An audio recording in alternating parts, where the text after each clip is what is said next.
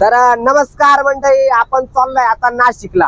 तर सध्या आपण छत्रपती संभाजीनगर मध्ये हे बघा, हे दयानंदची टीची भरती त्यामुळे चालू इकडे दयानंद बसले, इकडे राहुल भाऊ बसले आणि मध्ये मी आहे। आपण चालू आता नाशिकला। तर रेल्वे मध्ये काय धक्का, विदाउट तिकीट जाणार आपण, विदाउट तिकीट लय मजा येणार। पुढे तुम्ही ब्लॉग कंटिन्यू करा। काय धक्का बुक्की होती रेल्वे मध्ये आता तुम्हाला सांगतो मी, चला।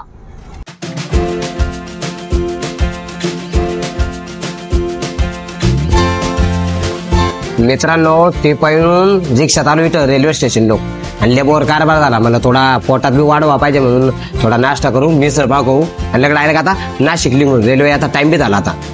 तर हे बघा मित्रांनो, आपण आलो आता छत्रपती संभाजीनगरच्या रेल्वे स्टेशनवर आणि 15 मिनिटात रेल्वे ना रे रेल्वे मध्ये बसून भर नाशिक जाऊ। आता मध्ये काय काय गडबड होती दाखवतो तुम्हाला, चला।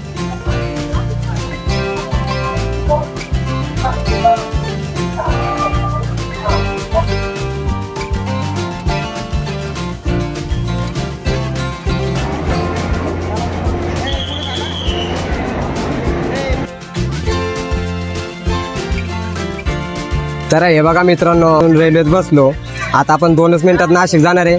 आणि रेल्वेचा डब्बा तुम्ही बघू शकता की संपूर्ण डब्बा असा मोका जागा आहे, कत्ताई गर्दी नाही रेल्वेत। आणि नेक्स्ट टाइम माझ्यासोबत तुम्ही पण या, अशीच एक्सकर्शन आहे बघा, जागा म्हणजे बसायला भरपूर जागा इथं। तर मित्रांनो, दाटी दुटी करून कसा बी येडा वाकडा प्रवास करून शेवटी आम्ही नाशिक मध्ये पोहोचलो।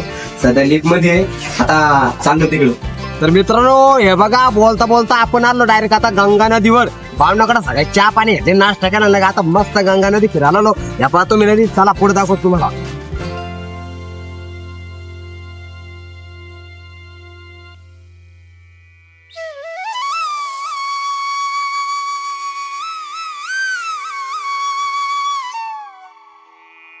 तर मित्रांनो, आजच्या गावरान ब्लॉग पाहायसाठी आपल्या चॅनलला सबस्क्राईब करा ना। तुम्हाला आजच्या गावरान भाषेत ब्लॉग कुठे भेटणार तुम्हाला, आणि आपल्याकडे तुम्हाला गावरान भाषेमध्ये ब्लॉग उपलब्ध आहे। चला, तुम्हाला जातो सपोर्ट करतो।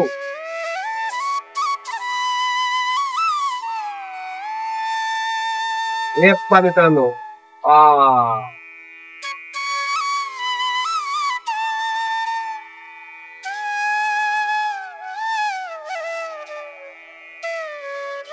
हे पहा मित्रांनो, केले 60 रुपये एका चक्राचे, 60 रुपये काय पुरतं ते।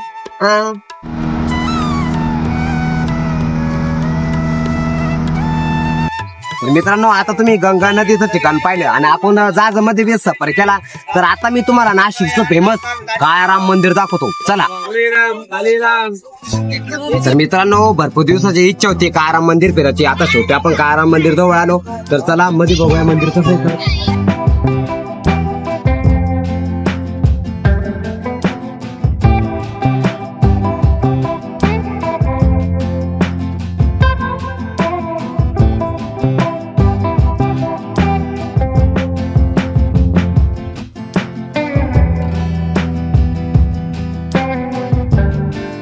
तर हे बघा मित्रांनो, मंदिरातला बाहेरचा शो आहे, मध्ये शूटिंग अलाउड नाही त्यामुळे आपण हे शूटिंग बाहेर घेतली। हे बघा, तुम्ही मंदिर बघू शकता।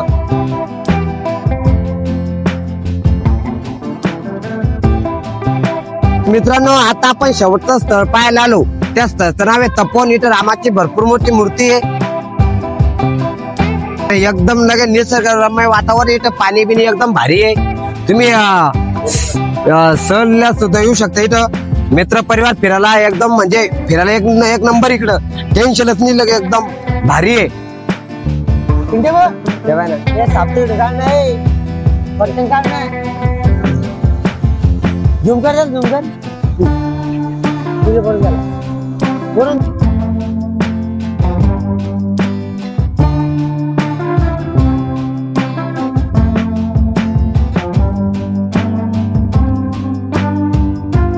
मित्रांनो, तपोवनला येण्याचं कारण म्हणजे इथं श्री रामचंद्र भगवानची बघा तुम्ही केवढी मोठी मूर्ती आहे, त्यामुळे आपण पंचवटीचे तपोवन स्पेशली मूर्ती पाहायसाठी इथं आलो।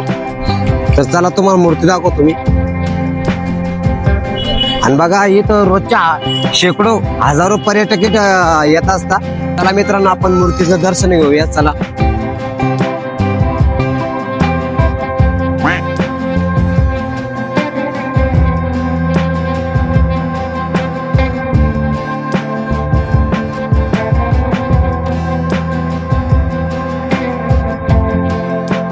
तर मित्रांनो, इथं आपण मूर्तीचं दर्शन घेतलं आणि आता नाशिकमधले संपूर्ण पर्यटक स्थळ आणि धार्मिक स्थळाला आपण भेट दिली. तर मित्रांनो, कसा वाटला तुम्हाला ब्लॉग? अगदी कमी वेळेमध्ये मी तुम्हाला आपल्या गावरान भाषेमध्ये संपूर्ण नाशिक दाखवण्याचा प्रयत्न केला. तर एक वेळेस चॅनलला नक्की सबस्क्राईबर करा आणि लाईक बी करा. धन्यवाद.